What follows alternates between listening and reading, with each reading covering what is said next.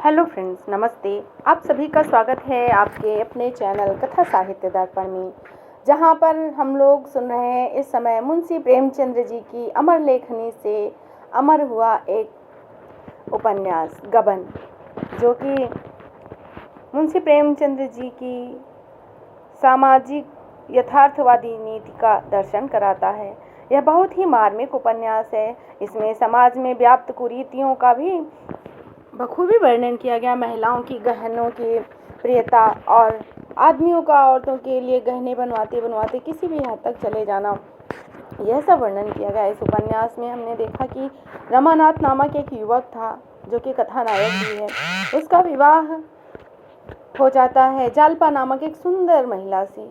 वह जालपा माँ बाप की अकेली संतान होती है और बचपन से उसको गहनों से बहुत प्रेम होता है, क्योंकि उसका वातावरण ही ऐसा था जहाँ औरतें इकट्ठा होती तो केवल गहनों की बात करती, और अपने माँ बाप की एकलौती संतान होने के कारण उसका गहनों के प्रति विशेष आकर्षण था।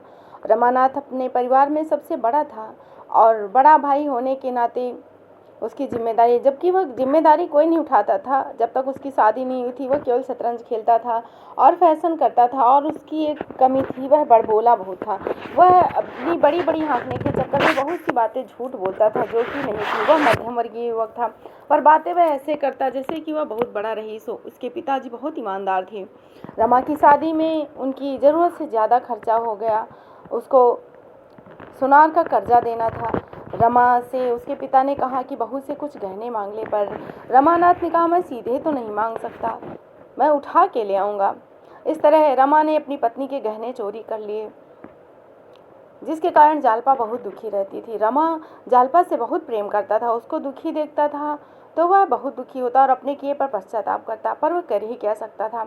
उसने एक जगह नौकरी की तलाश की। नौकरी में उसको 30 रुपये मिलते थे, पर उसकी झूठ बोलने की आदत ने जालपा से वह 50 रुपये बताता है। इसी तरह जब उसको पैसे मिलने लगे तो उसका खर्चा बढ़ गया। दिखावे में खर्चा करना उसकी आदत थी। तरह तरह के कपड़े, फैशन की चीज़ें, सैर सपाटे, पिक्चर, सिनेमा, सब वह करता। बचत वह नहीं करता। उधार पे उसने पत्नी के लिए गहने बनवा दिए। सुनारों की भी साल भर तक उसने कोई पैसे नहीं दिए। और जब सुनार का तकाजा बढ़ने लगा तो रतन नामक एक जालपा की जो सहेली थी, उसने भी रतन के जैसे कंगन देखकर अपने ले उसी तरह के कंगन बनवाने को 600 रुपये दिए, जो कि रमा ने सुनार को दे दिए। सुनार ने पहले पैसों के रूप में उनको काट कर उसको दूसरे कंगन नहीं दिए। कहा कि पहले के पैसे और लाओगे तब कंगन देंगे, नगद। रमा बहुत धर्म संकट में पड़ा। एक दिन उसने अपने ऑफिस के पैसे घर लाकर रख दिए और जालपा से बोला कि यह रतन के पैसे हैं। वह घूमने गया था और रतन मांगने आई तो जालपा ने क्रोध में आकर उसको सारे पैसे उठा के दे दिए। जब रमा को यह बात पता चली तो वह बहुत चिंतित हुआ, पर वह सीधे पैसे नहीं मांग सकता था। उसमें 200 रुपये ज़्यादा थे, वह तो उसने मांग लिए, पर रतन ने पूरे पैसे नहीं दिए, अपने पैसे काट लिए। अब रमानाथ के सामने बड़ा धर्म संकट था। वह करे तो क्या करे। इधर उसके ऊपर सरकारी पैसे गबन करने का आरोप लग रहा था, और उसके मित्र रमेश ने उससे कहा कि कल तक यदि पैसों का इंतजाम नहीं करोगे तो तुमको जेल जाना पड़ेगा। रमेश उसके मित्र भी थे और ऑफिस में उसके बड़े बाबू भी थे। उन्हीं के माध्यम से उसको नौकरी मिली थी। रमेश हमेशा उससे कहते कि अपने पिताजी से कहो, अपनी पत्नी से कहो, अपनी वास्तविक स्थिति किसी से मत छुपाओ, पर रमा ये कभी ना कर सका। अंत में उसने चिट्ठी के माध्यम से जालपा को सब कुछ बताने का निश्चय किया, पर चिट्ठी वह स्वयं जालपा को ना दे सका। जालपा ने उसके हाथ से छीन लिया। जब रमा को यह लगा कि जालपा पढ़ लेगी तो वह घर से भाग गया। भागते भागते वह रेलवे स्टेशन पर पहुंच गया और वह अपना शहर छोड़कर कलकत्ता भाग गया। इधर जालपा को जब पता चला कि रमा के ऊपर कुछ सरकारी पैसे बनते हैं तो उसने तुरंत ही अपने गहने बेचकर उसके पैसे अदा कर दिए, बाकी के सुनारों के पैसे भी अदा कर दिए और अपना सारा शौक का सामान उसने गंगा में बहा दिया। वह एक साध्वी महिला की तरह रहने लगी। दिन रात रमा की याद में रोती रहती। रमा को ढूंढने का उसने एक उपाय निकाला। रमा को शतरंज बहुत पसंद था। उसके पास एक बहुत ही पुराना और अच्छा शतरंज का नक्शा रखा था। उसने अखबार में वह नक्शा छपवा दिया और उसको उम्मीद थी कि यदि रमा इसको देखेगा तो अवश्य सॉल्व करेगा और कोई उसको हल नहीं कर पाएगा। उसने और भी कई बार अखबारों में छपवाया कि आपका सारा कर्जा माफ़ हो गया है। रमा ने उसको पढ़ा भी, पर उसको विश्वास न हुआ। उसे लगा कि ये पुलिस की चाल है। इस तरह वह कलकत्ते में ही रहा। कलकत्ते में उसको यहाँ से ट्रेन से भागते समय देवी दीन नामक एक व्यक्ति मिलता है। देवी दीन एक खटिक था, पर वह था बहुत अच्छा व्यक्ति। रमा को वह ट्रेन पे भी मदद करता है, उसको पैसे देता है और अपने घर में ले जाता है। 2-3 महीने तक रमा उसी के घर में रहा और रमा भी वहाँ पर भी झूठ बोलता है। वह उन लोगों से बताता है कि वह ब्राह्मण है और ब्राह्मण होने का ढोंग भी करता है, पूजा पाठ भी करता है। देवी दीन उससे बार बार कहते हैं, भैया अपने घर में पत्र लिख दो। वह उसके साथ कलकत्ता से इलाहाबाद आने को भी तैयार हो जाते हैं। रमा का भी मन होता है, वह उसके लिए कपड़े लाने के लिए भी तैयार हो जाते हैं। इधर रमा ने अखबार में वह शतरंज का नक्शा देखा और उसको सॉल्व भी कर लिया। उस पर 50 रुपए का इनाम था। देवी दीन के हाथ दफ्तर पे उसने उसकी नकल भेज दी हल की हुई, जिससे उसको 50 रुपए मिल गए। इधर देवी दीन की पत्नी जो जग्गो देवी थी, वह सब्जी की दुकान लगाती थी। देवी दीन तो कुछ ना करता था और जब से रमा गया था उससे अंग्रेजी सीखता। अंग्रेजी सीखते सीखते उसको चाव चढ़ा कि क्या करे। एक दिन उसने रमा को अपने बारे में बताया और बताया कि वह स्वदेशी कट्टर था, विदेशी चीज़ें उसको बिल्कुल नापसंद थी। उसने जब रमा को कपड़े के नमूने ला कर दिए तो रमा ने पूछा, भैया इतने महंगे क्यों लाए दादा? तो उसने कहा, बाकी के विदेशी थे, अगर महंगे सही, थोड़े पैसे ज़्यादा लगे पर माल देश में ही रहे तो क्या कहने। उसने बताया कि मेरे 2 बेटे थे, दोनों ही स्वदेश के हाथ समर्पित हो गए। उसके बाद बुढ़िया भी धीरे धीरे रमा के ऊपर स्नेह बरसाने लगी। अब बुढ़िया रमा से ज़्यादा ईर्ष्या नहीं करती थी। उसको अच्छा तो ना लगता कि रमा उसके यहाँ रहे, पर वह सीधे कुछ ना कहती। रमा से वह अपनी दुकान का हिसाब करवाती थी और ऊपर की कोठरी में उसको रहने का स्थान दिया था। धीरे धीरे वह रमा से स्नेह रखती थी। आगे हम देखते हैं क्या होता है। रमा जो पहेली थी वह शतरंज की सॉल्व कर देता है। उसके बाद बूढ़ा उसको लेकर जाता है और उसके पैसे भी ले आता है, पर बुढ़िया को शक होता है कि वह चरस की टोह में गया था। इसके आगे देखते हैं क्या होता है। जब से रमा चला गया था, रतन को जालपा के विषय में बड़ी चिंता हो गई थी। वह किसी बहाने उसकी मदद करते रहना चाहती थी। इसके साथ ही यह भी चाहती थी कि जालपा किसी तरह ताड़ने ना पाए। क्षमा करिएगा। अगर कुछ रुपया खर्च करके भी रमा का पता चल सकता तो वह सहर्ष खर्च कर लेती। जालपा की वह रोती हुई आंख देखकर उसका हृदय महसूस उठता। उससे वह प्रसन्न मुख देखना चाहती थी। अपने अंधेरे रोने घर से उबकर वह जालपा के घर चली जाती। वहाँ घड़ी भर हंस बोल लेने से उसका चित्त प्रसन्न हो जाता। अब वहाँ भी वही मनहूसियत छा गई थी। यहाँ आकर उसे अनुभव होता कि मैं भी संसार में हूँ, उस संसार में जहाँ जीवन है, लालसा है, प्रेम है, विनोद है। उसका अपना जीवन तो व्रत की वेदी पर अर्पित हो चुका था। वह तन मन से उस व्रत का पालन करती थी, पर शिवलिंग के ऊपर रखे हुए घट में क्या प्रवाह है, क्या तरंग है, क्या नाद है जो सरिता में है। वह शिव के मस्तक को शीतल करता रहे, यही उसका काम है। लेकिन क्या उसमें सरिता के प्रवाह जैसा आनंद है? इसमें संदेह ही नहीं कि नगर की प्रतिष्ठित और संपन्न घरों से रतन का परिचय था, लेकिन जहाँ प्रतिष्ठा थी वहाँ तकल्लुफ था, दिखावा था, ईर्ष्या थी, निंदा थी। कल क्लब के संसर्ग से उसे रुचि हो गई। वहाँ विनोद, अगर वह विनोद में वह शान न थी, वह दौलत न थी, वह क्रीड़ा अवश्य थी, किंतु पुरुषों ने आतुर नो भी थे, विकल हृदय भी था, उन्माद भी था। जालपा के घर पे वह शान न थी, दौलत न थी, दिखावा न थे, पर ईर्ष्या भी न थी। रमा जवान था, रूपवान था, चाहे रसिक भी हो, पर रतन को अभी तक उसके विषय में संदेह करने का कोई अवसर न मिला और जालपा जैसी सुंदरी के रहते उसकी संभावना भी ज़्यादा नहीं थी।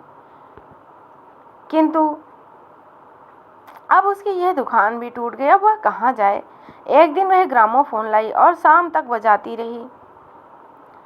वह बहुत दुखी थी और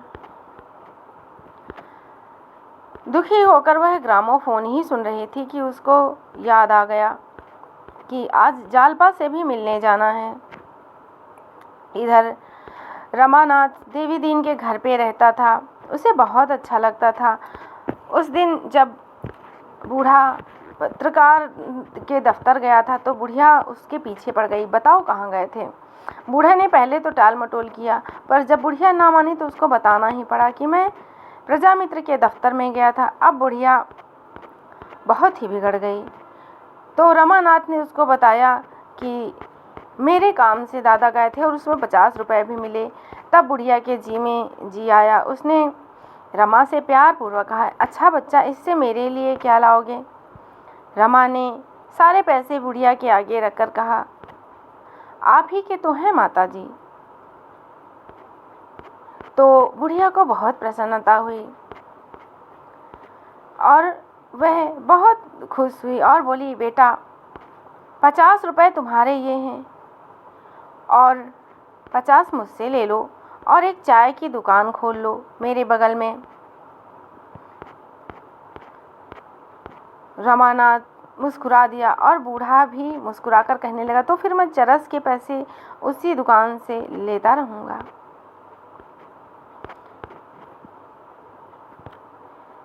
बुढ़िया ने कहा, नहीं, ऐसा नहीं हो सकता, मैं एक एक पैसे का हिसाब लूँगी, इस चक्कर में ना रहना।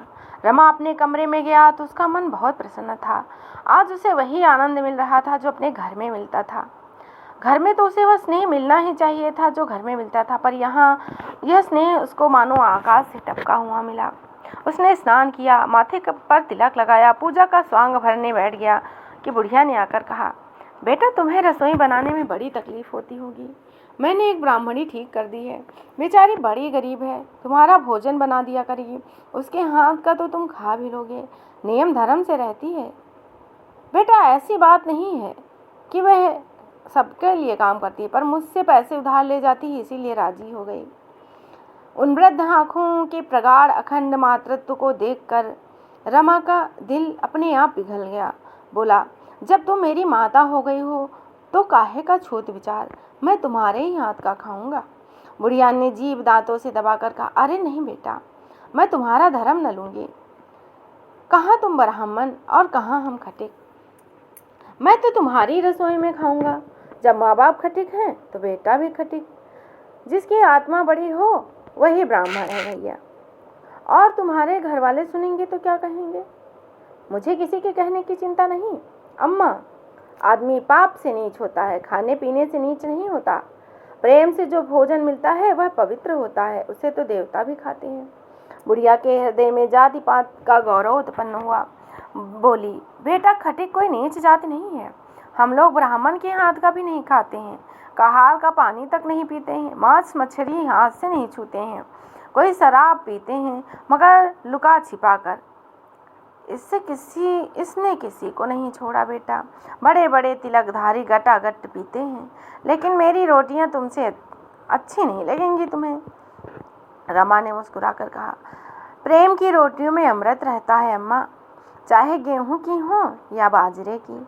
यहाँ से चली तो मानो बूढ़ा यहाँ से चली तो मानो अंचल में आनंद की निधि भरी हो। जब से रमा चला गया, रतन को जालपा के विषय में बड़ी चिंता रहती थी। वह दोनों मिलकर कुछ ना कुछ करती ही रहती थी, जिससे कि रतन और रमा के माध्यम से उसको रमा का कुछ पता चल सके। एक दिन रतन आई तो उसका चेहरा उतरा हुआ था, आंखें भरी रही थी। जालपा ने पूछा, आज अच्छा नहीं लग रहा है क्या? रतन ने कुंठित स्वर में कहा, जी तो अच्छा है, पर रात भर जागना पड़ा। रात से उन्हें बड़ा कष्ट है, जाड़े में उनको दमे का दौरा हो जाता है। बेचारे जाड़े भर एमल्सन और सनाटोजन और न जाने कौन कौन से रस खाते रहते हैं, पर यह रोग गला नहीं छोड़ता। कलकत्ते में एक नामी वैद्य हैं, अब की उन्हीं से इलाज कराने का इरादा है। कल चली जाऊंगी, मुझे ले तो नहीं जाना चाहते, कहते हैं वहाँ बहुत कष्ट होगा, लेकिन मेरा जी नहीं मानता। कोई बोलने वाला तो होना चाहिए ना। वहाँ 2 बार हो आई हूँ और जब जब गई हूँ बीमार पड़ गई हूँ। मुझे वहाँ जरा भी अच्छा नहीं लगता, लेकिन अपने आराम को देखूं या उनकी बीमारी को देखूं। बहन, कभी कभी ऐसा जी उब जाता है कि थोड़ी सी संखिया खाकर सो रहूं। विधाता से इतना भी नहीं देखा जाता। अगर कोई मेरा सर्वस्व लेकर भी उन्हें अच्छा कर दे तो इस बीमारी की जड़ छूट जाए तो मैं अपना सब कुछ खुशी खुशी दे दूंगी। जालपा ने सशंक होकर कहा, यहाँ किसी वैद्य को नहीं बुलाया? यहाँ के वैद्यों को देख चुकी हूँ बहन, वैद्य डॉक्टर सबको देख चुकी। तो कब तक आओगी? कुछ ठीक नहीं, उनकी बीमारी पर है। 1 सप्ताह में आ जाऊँ, महीने 2 महीने लग जाएं, क्या ठीक है, मगर जब तक बीमारी की जड़ न टूट जाएगी ना आऊँगी। विधि अंतरिक्ष में बैठी हंस रही थी। जालपा मन में मुस्कुराई, जिस बीमारी की जड़ जवानी में न टूटी वह बुढ़ापे में क्या टूटेगी। लेकिन इस सदिच्छा से सहानुभूति न रखना असंभव था। बोली, ईश्वर चाहेंगे तो वहाँ से जल्द अच्छे होकर लौटेंगे बहन। तुम भी चलती तो बड़ा आनंद आता। जालपा ने करुण भाव से कहा, क्या चलूं बहन, जाने भी पाऊं? यहाँ दिन भर यह आशा लगी रहती है कि कोई खबर मिलेगी। वहाँ मेरा और जी घबराया करेगा। मेरा दिल तो कहता है कि बाबूजी कलकत्ते में हैं, तो जरा इधर उधर खोजना, अगर कहीं पता मिल जाए तो मुझे तुरंत खबर देना। तुम्हें यह कहने की ज़रूरत नहीं है जालपा, यह मुझे मालूम है। खत तो बराबर भेजती रहोगी? हाँ, बस रोज़ नहीं तो अंतरे दिन जरूर लिखा करूँगी, मगर तुम भी जवाब देना। जालपा पान बनाने लगी। रतन उसके मुँह की ओर अपेक्षा के भाव से ताक रही थी, मानो कुछ कहना चाहती हो और संकोचवश कह नहीं पा रही थी। जालपा ने पान देते समय उसके मन का भाव ताड़ कर कहा, क्या बहन, कुछ कहना चाहती हो? रतन, कुछ नहीं, मेरे पास कुछ रुपए हैं, तुम रख लो, मेरे पास रहेंगे तो खर्च हो जाएंगे। जालपा ने मुस्कुराकर आपत्ति की, और जो मुझसे खर्च हो जाए? रतन ने प्रफुल्ल मन से कहा, तुम्हारे ही तो हैं बहन, किसी गैर की थोड़ी हैं। जालपा विचारों में डूबी हुई जमीन की तरफ ताकती रही। कुछ जवाब न मिला। रतन ने शिकवे के अंदाज में कहा, तुमने कुछ जवाब नहीं दिया बहन? मेरी समझ में नहीं आता तुम मुझसे खिंची खिंची क्यों रहती हो। मैं चाहती हूँ हमसे और तुमसे जरा भी अंतर ना रहे, लेकिन तुम मुझसे दूर भागती हो। अगर मान लो मेरे 150 तुमसे खर्च भी हो जाए तो क्या हुआ बहन, मैं ऐसा कौड़ी कौड़ी का हिसाब नहीं रखती। जालपा ने गंभीर होकर कहा, कुछ कहूँ बुरा तो न मानोगी? बुरा मानने की बात होगी तो जरूर मानूंगी। मैं तुम्हारे दिल को दुखाने के लिए नहीं कहती। संभव है तुम्हें बुरी लगे, तुम अपने मन में सोचो, तुम्हारे इस बहनापे में दया का भाव मिला हुआ है या नहीं? तुम मेरी गरीबी पर तरस खाकर? रतन ने लपक कर दोनों हाथों से उसका मुंह बंद कर दिया और बोली, बस अब रहने दो, तुम चाहे जो समझो, मगर मेरा यह भाव कभी नहीं था और ना ही कभी हो सकता है। मैं तो जानती हूँ, अगर मुझे भूख लगी हो तो मैं निसंकोच होकर तुमसे कह दूंगी, बहन मुझे कुछ खाने को दो, भूख लगी। जालपा ने उसी निर्ममता से कहा, इस समय तुम ऐसा कह सकती हो, तुम जानती हो कि किसी दूसरे समय में तुम पूरियों या रोटियों के बदले मेरे मेवे खिला सकती हो, लेकिन ईश्वर न करे कोई ऐसा समय आए जब तुम्हारे घर में रोटी का टुकड़ा न हो, तो शायद तुम इतनी निसंकोच न हो सको। रतन ने दृढ़ता से कहा, मुझे उस दशा में भी तुमसे मांगने में संकोच न होगा। मैत्री परिस्थितियों का विचार नहीं करती। अगर यह विचार बना रहे तो समझ लो मैत्री नहीं। ऐसी बातें करके तुम मेरा द्वार बंद कर रही हो। अगर तुम्हारे मन में यही विचार है तो कोई बात नहीं। इस तरह दोनों बातें करती रही और जालपा रतन के यहाँ से चली गई। अब वकील साहब को लेकर उसको कलकत्ते में इलाज कराना था और जालपा भी इधर रमा के याद में दिन काटती और ये सोचती कि किसी प्रकार रमा वापस आए और किस तरह वह दोनों एक दूसरे से मिलें। वह कलकत्ते में यह जानती कि वह कलकत्ते में है, पर क्या करे, कैसे जाए, कैसे पता लगाए। पर वह कर भी क्या सकती थी। अपने सास ससुर की सेवा करती, उनकी बातें भी सुनती और यह उम्मीद लगाए रहती कि शायद कहीं से रमानाथ का पता चल जाए। पर रमानाथ वहाँ पर पुलिस के पकड़े जाने के डर से वह दिन में तो बाहर नहीं निकलता, पर अब वह शाम को बाहर निकलने लगा था और धीरे धीरे वह खुलता भी जा रहा था। अब वह बुढ़िया जगों की बनाई हुई रोटियां खाने लगा और उसको माँ जैसा स्नेह देने लगा। बुढ़िया भी उस पर बेटे जैसा स्नेह लुटाती और दोनों अच्छी तरह से। कभी कभी रमा का जी बड़ा उदास होता, उसको लगता कि वह अपने घर चला जाए। घर की याद उसे बहुत सताती, पर वह करे तो क्या। इधर रतन भी अपने पति को इलाज कराने के लिए कलकत्ता आ ही गई, पर वकील साहब की बीमारी ठीक नहीं हो रही थी। उसने उन प्रसिद्ध वैद्य को भी दिखाया। कलकत्ता में वकील साहब के ठहरने का पहले से ही इंतजाम था, जिससे उन्हें कोई कष्ट न हुआ। रतन ने महाराज और टीमल कहार को साथ ले लिया था। दोनों वकील साहब के पुराने नौकर थे और घर से 2 आदमी गए थे। शहर से बाहर एक बंगला था, उसमें 3 कमरे मिले हुए थे। इससे ज़्यादा जगह की ज़रूरत थी भी नहीं। हाथे में तरह तरह के फल और पौधे लगे हुए थे। स्थान बड़ा सुंदर था और रतन को वह जगह फाड़े खाती थी। बीमार के साथ वाले भी बीमार हो जाते। उदासियों के लिए स्वर्ग भी उदासी की ही जगह है। वकील साहब को और भी शिथिल होते देख उसकी आत्मा बहुत दुखी हो जाती। दवा शुरू होने के 2 दिन बाद वह कुछ संभलने लगे। रतन सुबह से आधी रात तक उनके पास कुर्सी डाले बैठी रहती। भोजन में जरा से भी असुविधा नहीं होने पाती। वकील साहब चाहते कि यहाँ से यह हट जाए तो दिल खोल कर कराहे। उसे तस्कीन देने के लिए वह अपनी दशा छिपाए रहते। वह पूछती अब कैसी तबीयत है तो वह फीकी मुस्कुराहट के साथ कहते आज तो जी हल्का मालूम होता है। बेचारे सारी रात करवटें बदलते रहते। पर रतन पूछती नींद आई तो कहते हाँ खूब सोया। रतन पथ्य सामने ले जाती तो अरुचि होने पर भी खा लेते। रतन समझती अब यह अच्छे हो रहे हैं। कविराज ने भी यह समाचार सुना तो वह भी अपने उपचार की सफलता पर प्रसन्न हो रहे थे। एक दिन वकील साहब ने रतन से कहा मुझे डर है कि मुझे अच्छा होकर तुम्हारी दवा न करानी पड़े। रतन ने प्रसन्न होकर कहा इससे अच्छी बात और क्या होगी। मैं तो ईश्वर से यही चाहती हूँ कि तुम्हारी बीमारी मुझे लग जाए। शाम को घूम आया करो। अगर बीमार पड़ने की इच्छा हो तो मेरे अच्छे हो जाने पर पड़ना। कहाँ जाऊँ? मेरा तो कहीं जाने को जी नहीं चाहता। मुझे यहीं सबसे अच्छा लगता है। वकील साहब को एकाएक रमानाथ का ख्याल आया। बोले इस जरा शहर के पार्कों में घूम कर देख आया करो, शायद रमानाथ का पता चल जाए।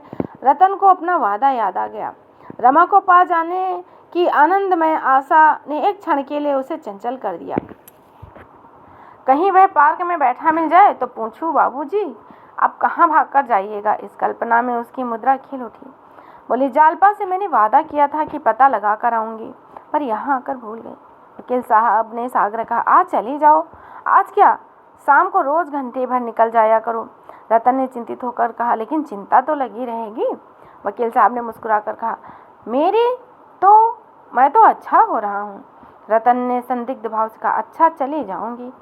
रतन को कल से वकील साहब के आश्वासन पर कुछ संदेह होने लगा था। उनकी चेष्टा से अच्छे होने का कोई लक्षण उसे दिखाई नहीं दे रहा था। इनका चेहरा क्यों दिन पर दिन पीला पड़ता जा रहा है? इनकी आंखें क्यों हरदम बंद रहती हैं? क्यों देह दिन पर दिन घुलती जा रही है? महाराज और कहार से यह शंका न कह सकती थी। कविराज से पूछते उसे संकोच होता था। अगर कहीं रमा मिल जाए तो उससे पूछती।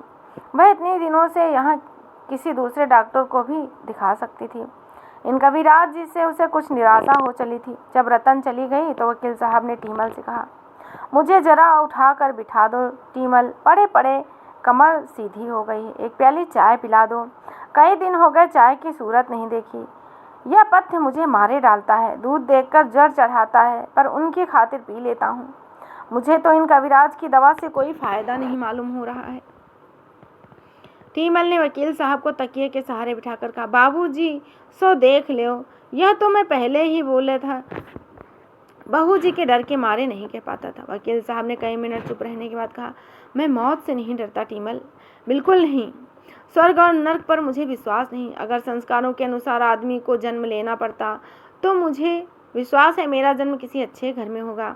फिर भी मरने को जी नहीं चाहता हूँ। सोचता मर गया तो क्या होगा। टीमल ने कहा बाबूजी सो देख ले। ऐसी बातें आप ना करें, भगवान चाहेंगे तो आप अच्छे हो जाएंगे। किसी दूसरे डॉक्टर को बुलाऊं? आप लोग तो अंग्रेजी पढ़े हैं, सो देख लो। कुछ मानते ही नहीं, मुझे तो कुछ और ही संदेह हो रहा है। कभी कभी गंवारों की भी सुन लिया करो, सो देख लो। आप मन चाहे ना मानो, मैं तो एक सयाने को लाऊंगा। बंगाल के ऊंचे सयाने मशहूर हैं। वकील साहब ने मुंह धर कर लिया। प्रेत बाधा का वह हमेशा मजाक उड़ाया करते थे। कई ओझों को पीट पीट कर भगाया था। महाराज ने चाय लाकर कहा, सरकार चाय लाया हूँ। वकील साहब ने चाय के प्याले को क्षुद्रित नजरों से देखकर कहा, ले जाओ, अब न पीऊंगा।